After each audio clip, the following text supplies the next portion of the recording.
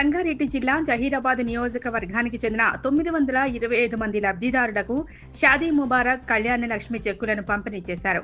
శనివారం పట్టణంలో ఏర్పాటు చేసిన కార్యక్రమంలో పార్లమెంటు సభ్యులు సురేష్ కుమార్ షట్కర్, ఎమ్మెల్యే కె మాణిక్రావు, రాష్ట్ర సెడ్ఫిన్ corporation chairman N Giridhar Reddy, Congress party రాష్ట్ర నేత డాక్టర్ ఉజ్వల్ రెడ్డి పాల్గొని లబ్ధిదారులకు చెక్కులు అందించారు.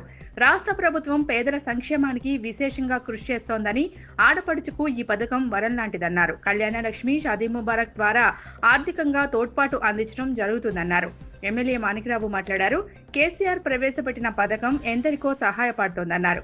సీఎం ప్రకటించిన విధంగా తులం బంగారం ఇవ్వాలని కోరారు.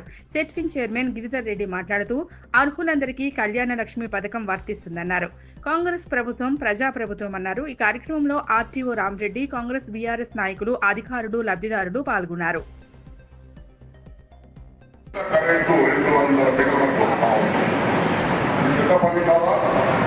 ఇచ్చిన మాటలు పెట్టుకుంటున్నాం.